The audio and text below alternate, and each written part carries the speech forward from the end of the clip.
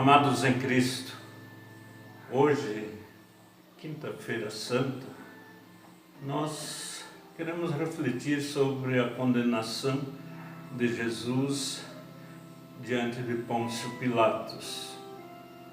Fato que ocorreu já, então, dentro do horário, então seria cedo de manhã, na sexta-feira santa. E destaco as palavras, primeiramente, de Mateus, capítulo 27, versículo 1 e 2, depois 11 a 25, onde temos as seguintes palavras.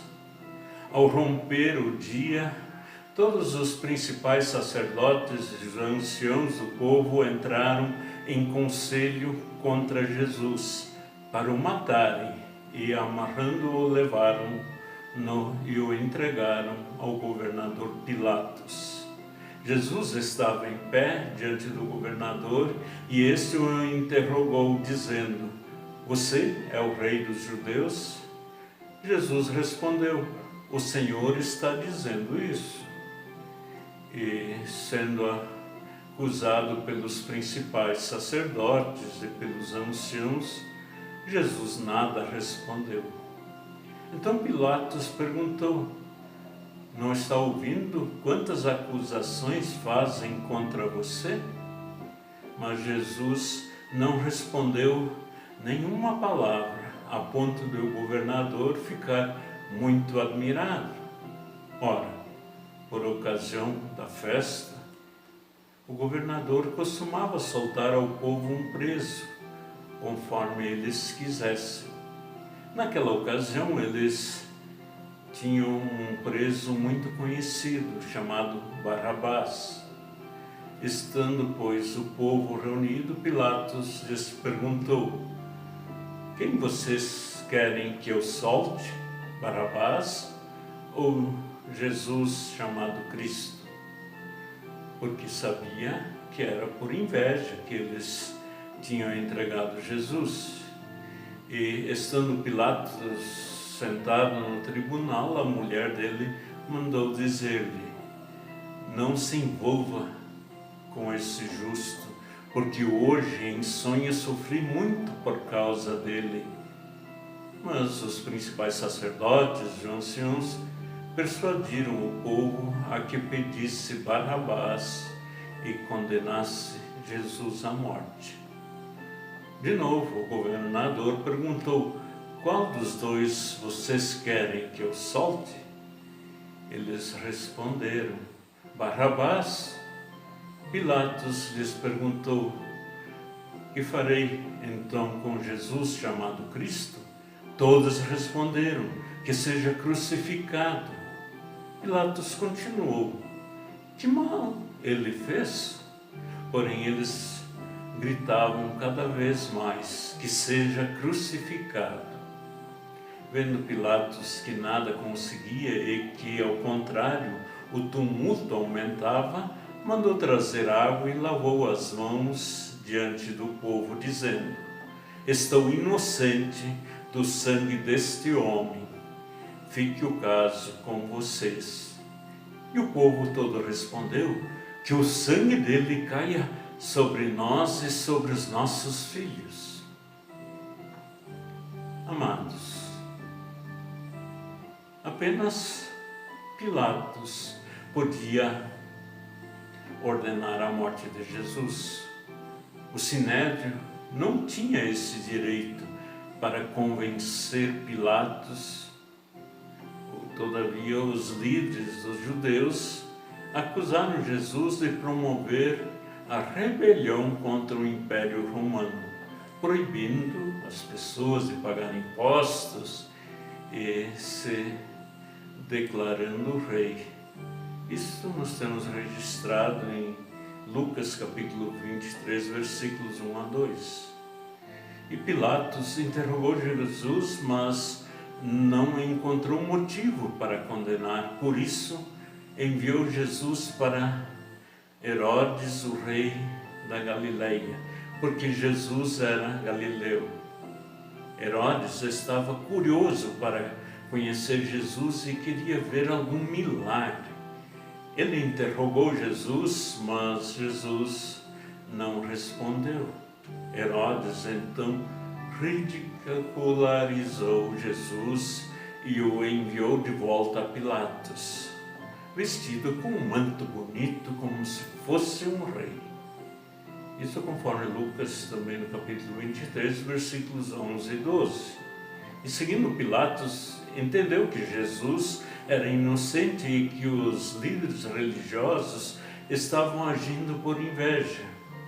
Ele tentou livrar Jesus usando a tradição de soltar um preso na época da Páscoa, mas em vez de escolher Jesus, o povo escolheu um criminoso chamado Barabás, como lemos antes. Pilatos então decidiu açoitar Jesus como castigo, mas isso não acalmou a multidão, que continuou a insistir que Jesus deveria morrer. Isso, então, conforme João capítulo 19, versículos 4 e 6. Os judeus começaram a dizer que Pilatos não era amigo do imperador porque estava protegendo Jesus, que estava promovendo a rebelião contra César. Isso conforme João 19, versículo 12. E diante dessa acusação perigosa, Pilatos negou sua responsabilidade pelo destino de Jesus e o entregou para ser crucificado. Amados, tudo o que aconteceu no julgamento de Jesus foi injusto. O julgamento no Sinédrio foi uma farsa para manter a aparência de justiça e encontrar uma desculpa para matar Jesus. No julgamento, perante Pilatos e Herodes, ficou claro que Jesus era inocente, mas os romanos cederam à pressão do povo e ignoraram a justiça. O julgamento de Jesus realçou o pecado do mundo, a injustiça do mundo. A perfeição de Jesus incomoda quem vive no pecado. Mas, afinal, Jesus já sabia que tudo isso tinha de acontecer. Ele precisava morrer pelos pecados de toda a humanidade. Na condenação de Jesus estava sendo condenado o nosso pecado.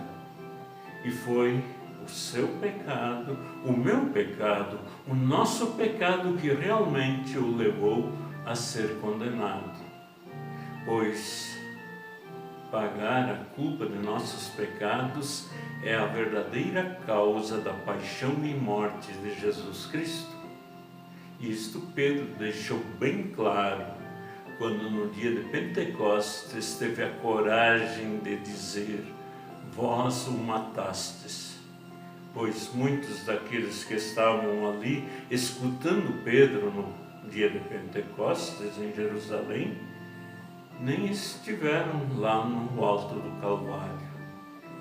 Mas para Pedro estava claro que o pecado da humanidade individualmente, de cada um de nós, levou Jesus à morte, para assim então pagar a culpa de todos os nossos pecados, para que assim, pela graça então concedida pela sua obra, nós tivéssemos perdão, vida e salvação. Vamos cantar.